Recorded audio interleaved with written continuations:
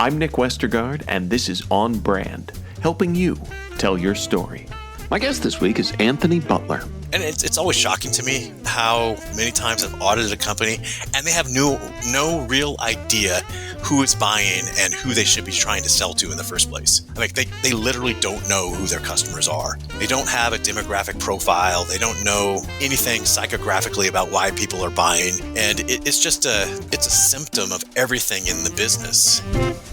Anthony Butler is the founder of the digital marketing agency Can Do Ideas and the author of Primal Storytelling, Marketing for Humans. He is a highly regarded expert in brand storytelling and digital marketing.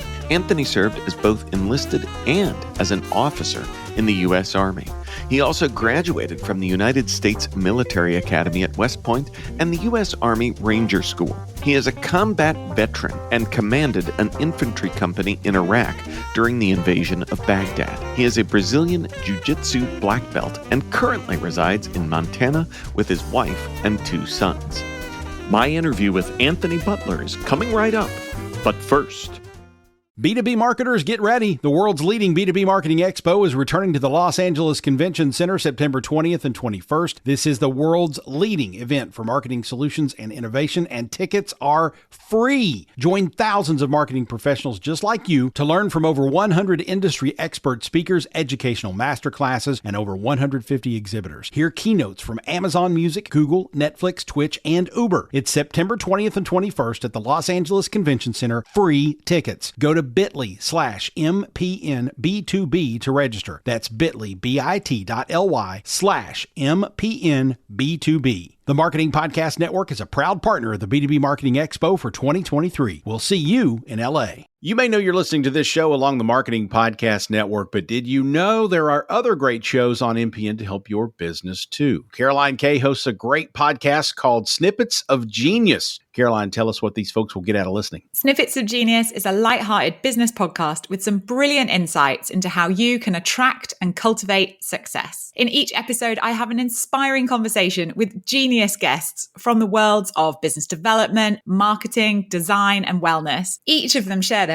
ballsy, daring moves to burst business opportunities wide open. Every episode is designed to give you as much value as possible so you can decide, define, and develop anything you want in your career or business. Hard to turn that down. Where can people subscribe? They can come on over to my website, which is www.carolinekay.co/podcast, or find the show at marketingpodcast.net, or search for Snippets of Genius wherever you get your podcasts. You heard her. Go subscribe. Anthony Butler, welcome to On Brand. Hey, thanks for having me. I appreciate it.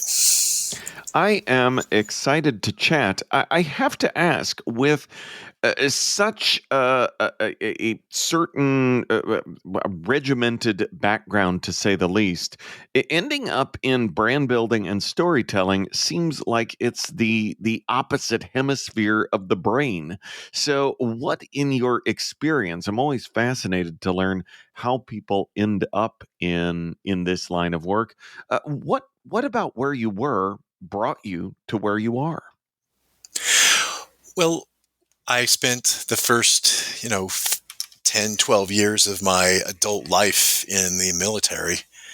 And when I got out, I didn't know what I wanted to do when I grew up, and I was a young guy. I was, I think, 31 when I finally got out. And I made every mistake you can imagine.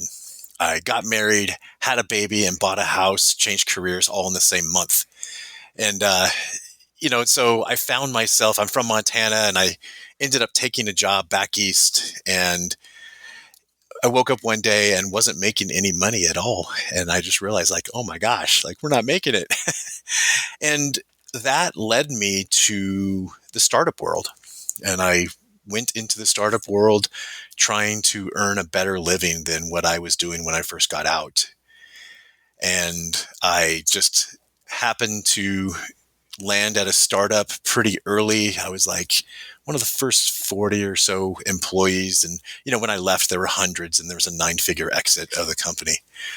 But that for me was just an incubator, and the first, my first glimpse into the blueprint of building a business from scratch. And while I was there, I worked on the sales team. I got to work in marketing. I got to do a lot of different things because it's a small company and everyone is throwing in to get things going. And, that really made me fall in love with growing businesses. And that was my big start. Yeah, it was quite the transition. But I think the thing that really did well for me from the military into a business is just, being regimented with your time, doing the things that you say you're going to do on a daily basis. And as starting a new business is not easy. It's hard, but it's not rocket science. Like lots of people have built $1 million business. So if they did it, you can too. I love that. And, that I was actually going to organically respond that's a real can-do attitude. And it reminded me of your business name. And I love hearing stories about business names. And tell me about, because I feel like I know the answer, but what you just described is very much that can-do approach. And I feel like that is somewhat needed because we can end up in the tall grass when it comes to digital marketing, storytelling, and more. So can do was the motto of my battalion when I was in Iraq and I was in 315 infantry. And it just stuck with me, and if I was going to attack a building and I told my guys, hey, we need to get through that wall, they would figure a way to get through that wall. If they had to gnaw through it, they would. They would drive a tank through it and run into the building and kill everyone. And then when that came over into the business world, I was like, okay, I can do this. And then as I moved into the marketing side, I was like, well, it's can do, but it's not violence anymore. Now it's can do ideas, because that's what business is really about. It's whose ideas are strong, what ideas ring with audiences, and can you be creative, and can you come up with the next big idea that's really going to help move a business forward? And so I just fell in love with that idea, and I love the thought of overcoming obstacles, and it's well. Go ahead. Yeah, I mean, because we've got obstacles, and like you said, hopefully it's not kicking down the doors and violence. Even though I thought of some quippy thing to say about the world of work, but it feels like it sometime. But of course, nothing like the real thing. But you're right in that we do have those obstacles, and sometimes it's easy today, whether it is the latest shiny new thing, whatever the heck is happening over at Twitter/X/ whatever we call it. If we need to be focusing on new networks like Threads, it is. Marketers have a lot of obstacles to overcome. So I think that can-do mindset is needed here too. It really is. And, no business just rockets off the ground without a lot of twists and turns. And the road to success is not a straight line. And I kind of have an odd background in that I kind of had a rough start, when I was a real young guy. When I was a junior in high school and then into my senior year, my mom and my stepfather went through a really bad time, and they ended up filing bankruptcy just a few months before I graduated high school. And I mean, they lost everything. They came and took the car, took the house, and I had, neither of my parents had graduated high school in the first place. My mom had me as a teenager, and she dropped out of high school as a sophomore. And my father had, was drafted into Vietnam. I never met the guy until I was 16 or 17, something like that. And so when I was getting out of the house and going out on my own, I just didn't have a lot of options. And one thing led to another. No one in my entire family ever even graduated college. I think my grandmother, I think, graduated high school, was the highest education. So I enlisted in the Army as a mechanic. And about 3 years in, I got an opportunity to go to the West Point Prep School. And it was a big opportunity. I was the first one in my family I ever had the opportunity to go to college. And after a lot of pain and suffering, I made it into the academy. And then after more pain and suffering, 4 years there, I ended up graduating, which for me at the time was this like titanic accomplishment. And, my parents were astounded. And at that time, I was the only person in my entire family and extended family that ever went to college. So I think the lesson from that is it just takes a long time to accomplish a big goal, but you have to work on it a little bit every day. And a business is like that. You got to focus on the business, and it's why one of my big pieces of advice to people that are starting, kind of this side hustle grind is that, okay, a side hustle, yes, that can be a great thing for you to make some extra money, get out of a rut. But a side hustle must have the ability to move into full-time. And the reason I say that is that it's really tough to scale a business part-time. It can be done, but it's pain and suffering. And if you have a family at home, you want to focus all of your mind, all of your energy on a single thing. You don't want to be divided into 2, 3, 4, 5 things. And it's, I think it's a trap that some people fall into. And it's why I always advise, look, if you're going to start a side hustle, great, but have a big plan, have a pathway to go full time. And as you know, the one big puzzle that everyone is trying to solve in a new business is, how do we get more business? How do we grow? And that all comes back to a marketing problem. And a lot of business problems are disguised as marketing problems. Well said. Well said. And kind of vice versa. I always, kind of make the medical comparison that, like when a patient comes into a doctor's office presenting with one thing and it's actually something else. So take me through kind of the diagnostic part of knowing, based on a challenge, what a branding and marketing need might be around that. Well, I think the first step is always an analysis of where current business is coming from, and then to look at who are the audiences that are most likely to buy. And it's always shocking to me how many times I've audited a company and they have no real idea who is buying and who they should be trying to sell to in the first place. I mean, they literally don't know who their customers are. They don't have a demographic profile. They don't know anything psychographically about why people are buying. And it's just it's a symptom of everything in the business, and I think the biggest misnomer in businesses is that you have to have the best product to win. And it's just not true. I mean, you just look around at all the mediocre products out there that are giant businesses. Like, look at the fast food industry. Do you think McDonald's has the best burgers on the block? Okay, they don't. And they're a giant mega corporation. Okay, you look at like the best-selling wine in the world.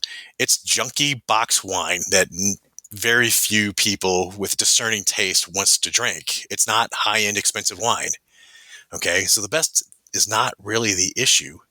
What you get to is that the messaging, the marketing behind it, how you make people feel, it's going to decide how good the business will do and how they're able to grow over time. Like how you make them feel, that's going to be the deciding factor on if you're going to succeed or not. On Brand, we'll be right back after this. As a person with a very deep voice, I'm hired all the time for advertising campaigns. But a deep voice doesn't sell B2B, and advertising on the wrong platform doesn't sell B2B either. That's why if you're a B2B marketer, you should use LinkedIn ads. LinkedIn has the targeting capabilities to help you reach the world's largest professional audience. That's right, over 70 million decision makers all in one place. All the big wigs, then medium wigs, also small wigs who are on the path to becoming big wigs. Okay, that's enough about wigs. LinkedIn ads allows you to focus on getting your B2B message to the right people. So, does that mean you should use ads on LinkedIn instead of hiring me, the man with the deepest voice in the world? Yes. Yes, it does. Get started today and see why LinkedIn is the place to be to be. We'll even give you a $100 credit on your next campaign. Go to linkedin.com/MPN to claim your credit. That's linkedin.com/MPN. Terms and conditions apply. B2B marketers, get ready. The world's leading B2B marketing expo is returning to the Los Angeles Convention Center September 20th and 21st. This is the world's leading event for marketing solutions and innovation, and tickets are free. Join thousands of marketing professionals just like you to learn from over 100 industry expert speakers, educational masterclasses, and over 150 exhibitors. Hear keynotes from Amazon Music, Google, Netflix, Twitch, and Uber. It's September 20th and 21st at the Los Angeles Convention Center. Free tickets. Go to bit.ly/MPNB2B to register. That's bit.ly, bit.ly/MPNB2B. The Marketing Podcast Network is a proud partner of the B2B Marketing Expo for 2023. We'll see you in LA. Now, back to the show. That's such a great point that you just mentioned about how you make someone feel. And I would say that presents as kind of a brand problem, and your work around brand storytelling fascinates me. How do you, speaking of one of those things that I feel like we talk a lot about, brand storytelling, and I talk a lot about, but isn't always, as regimented as it could be. I feel like things like branding and story are sometimes a little squishy for folks. How do you make that work real? How you make it real is to first take a look at who is the narrative voice. And I think the mistake a lot of the big brands make, and if you just want to see this, like, look at the dumpster fire of LinkedIn company pages. Like, how many LinkedIn company pages do you look forward to reading about every day? And it's almost none. But You probably have a few personalities that are really publishing cool things. I follow several people myself, and I look forward to hearing from them. And, some of it's entertainment, some of it is education, some of it is just a mix of the two, but it's a personality that you're following. We, as people, we want to like the people that we work with, the people that we learn from. And that likability factor is just lost when you have a big, faceless, nameless, brand. And that's those LinkedIn pages, they're all corporate. And it's not just LinkedIn, it's blogs. It's corporate blogs are just terrible. And what happens is, when you put a face on the brand, maybe the CEO, they become a spokesperson, that maybe the content comes from them. And then you can have a much wider and broader subject matter, and you can use that to connect with a wider audience. And you can think of it like celebrity branding, or, another good example is, look at characterization of things. So, like, the Geico Gecko is an example. Here's this little cartoon character that they've created, and they put it into a 3D. It's in all the commercials. That's quirky and funny. And what is it for, really? It's about insurance, the least sexy product in the world. Like, just about every insurance company is kind of the same. There's not a lot of differences, maybe a little bit and this and that. But they've used this gecko to be the face of the brand in a way that is recognizable by everyone. And everyone, like, who doesn't like the Geico Gecko? I like him, and I'm not paid endorser of them. I love the take on it. And I think if brands would be a little more courageous, they could come up with their own characters. They could come up with their own Ronald McDonald, or there's a million other examples, or at least have a spokesperson.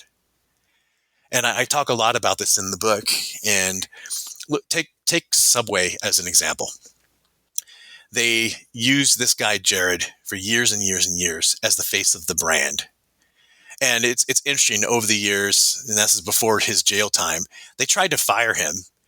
And every time because they wanted to move on beyond just marketing through Jared. And every time they did that, their stock would tank, because stores were selling fewer sandwiches, and that guy getting in trouble and all the things that happened with him, it really damaged the company because of the link they had with him.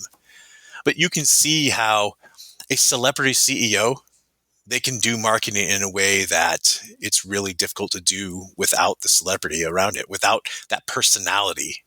Look at Steve Jobs and the cult of personality that was around him personally. Like, he carried Apple on his shoulders, and then they had a great product too, and that made it even better.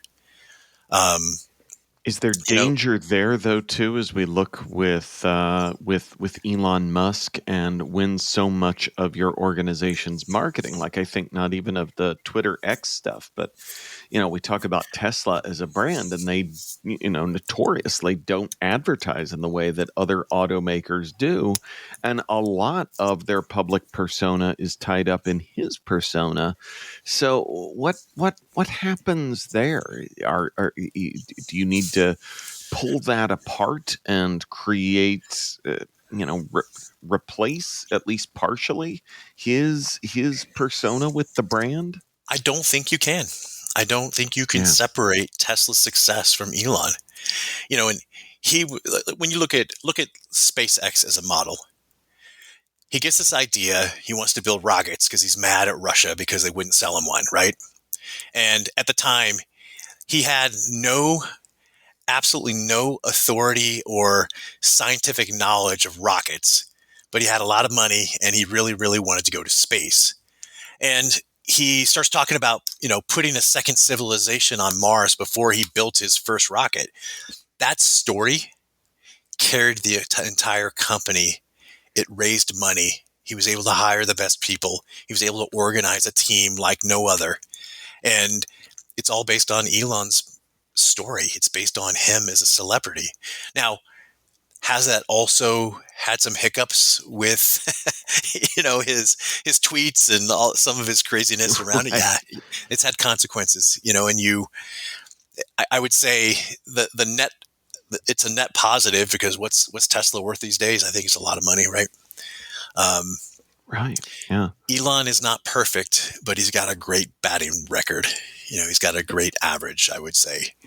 And I think the big lesson there is, yes, if you tie your brand to a personality, there's danger, but the upside is much greater than the risk. That's for sure. So we've been talking about a lot of that can-do mindset, can-do ideas. How have you brought that approach to your book? Well, getting the book done took 3 years because I'm a slow writer, and I was testing the concepts along the way. I didn't want just a business book that people read like, is this really real? Is this for me? Will this work with a small business? And so I tested it. I tested it across different industries, more than a dozen industries that I directly tested. And now the book's become an international bestseller, and I'm getting feedback from people all around the world, and that they're putting it into motion, and they're using the system to grow audiences and to expand their website traffic. Is that the tests were conclusively correct. People do like stories. They do like the structures, and it absolutely will work for you if you apply it. I think that's case in point. I think the big thing for me is just getting the word out there, because primal storytelling is something new in the marketplace. If you look back 20 years ago, and maybe a little bit less than that, 15 years ago, HubSpot and Dharmesh Shah and them came up with this idea of inbound marketing, and they published a book around inbound. And then you flash forward to 2023. Is there anyone who is serious about marketing that hasn't heard of HubSpot or doesn't know about inbound marketing, right? Like, everyone knows it's a household word. And kind of my idea behind Primal Storytelling is just to have a lot of people who understand the methodology, and we can build primal storytellers across the country, across the world. And so that companies can move away from kind of the bland corporate speak and move toward a little more of a natural marketing rhythm that's designed for real people. And I think one of the big obstacles that marketers have is the things that came before them. If you look back 10, 12 years ago, technical SEO was the most important thing. And there were SEO companies all around the country. Oh, we can get you leads. We can get you number one on Google. We can do this. We can do that. Well, where are all those companies now? There's a giant graveyard of SEO companies out of business. Now, why is that? Because having a valuable website asset is way more important than anything technical on that website. Yeah, some of the technical things on the website and the meta tags and keywords and things, those matter, and having backlinks matter. But what's most important is having an overall website that people want to browse, that they want to read, that's written for humans and not the search engines. If you open up some older corporate blogs that were written just for SEO purposes and you read them, you're like, okay, all these words are in English, but who would read this? It's the cure for insomnia. And I think that's something that Google is really, they're pointing the algorithm away from. And it's why, I don't know if you realize this, but Google is a giant investor in HubSpot. Yeah. And HubSpot's adaptation of pillar pages and email marketing and creating valuable tools that they just give away. Like you want to look at an example of great work and great marketing. Oh, yeah. HubSpot is it. I mean, they are the 800-pound gorilla of good marketers. I love those guys. I love the website. I love how they've positioned it. And as I was coming up with the concepts behind Primal Storytelling, it's kind of an extension of Inbound in that I was thinking, okay, well, how do we actually use that? And what I realized was that we have to move toward people as humans. People want less automation. They want less of this, big corporate speak, and they want more humanity. They want more about what makes us human in it. It's why we hate phone trees so much. Like call one of the big, call some big company and they put you through the hell of trying to get to the right place.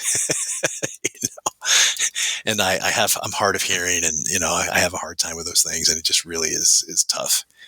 Yeah. But you don't jump off of it and love them for it, right? You want a person. That's why you're Exactly. like yelling into the phone. I want a person, representative. Yeah. Yes. Yeah. Oh, well, Anthony, this has made me smile, especially the idea of just shouting representative at the at the phone tree, because that hits close to home, because that's my MO. But it is now my time to ask you for a brand that has made you smile recently. So a brand that made me smile recently is Harley Davidson.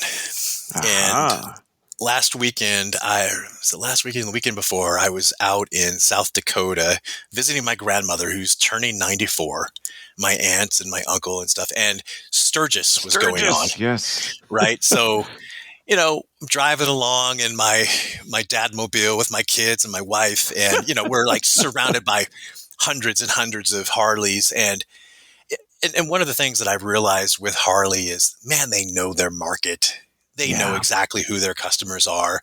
And who loves a brand more than Harley Davidson lovers? I'll tell you what, if you'll get Primal Storytelling tattooed on your shoulder and like show it out around everyone, I'll give you $1,000. Because guys have Harley tattoos and they're driving these $50,000, $100,000 bikes that are all just absolute works of art on the road. And that is the epitome of amazing marketing. Amazing, like no missteps. They know who they're marketing to. They got a great product. All of their advertising is for their market. And if you look back 30, 40 years, they've expanded that market a little at a time. And they went from kind of the gritty motorcycle clubs and the gang and stuff and made it really, really broad where a lot of people can enjoy Harleys. They had a lot of fun. Yeah, Sturgis is crazy. Yeah, that is a great and timely smile. Anthony, where can folks go to learn more about who you are and what you do? Well, you can find me on LinkedIn, Anthony L. Butler. I'm also at primalstorytelling.com. If you go to primalstorytelling.com/podcasts, there's a free gift there for all the listeners. You can get a copy of Primal Storytelling and some free bonuses. And I would just love for more people to apply this system to their business and grow. And I think just a parting thought is that improving marketing is the one thing that every business owner can do as a gift to their company, because it lowers the cost of sales, it improves profitability long term. And if you have a product problem, you have a service problem, by bringing in more customers, it gives you the time to fix the product and service problems. Pouring marketing on a bad company can kill the company, but it also can keep it alive. And so I think it's the one thing that you should be doing to fix your company up is to improve marketing. Well said, and an important investment that you can make to keep that can-do attitude moving forward. We will link up to all of that in our show notes, which folks can always find at onbrandpodcast.com. Anthony, thanks for being on brand with us. Nick, I appreciate you having me on, and let's get the word out. On Brand is part of the Marketing Podcast Network. If you like what you're hearing, if we've made you smile, you can always listen free on Spotify, Apple Podcasts, or whatever your favorite platform may be. And please take a moment and rate and review the podcast to help others find the show. Until next week, I'm Nick Westergaard, and I'll see you on the internet.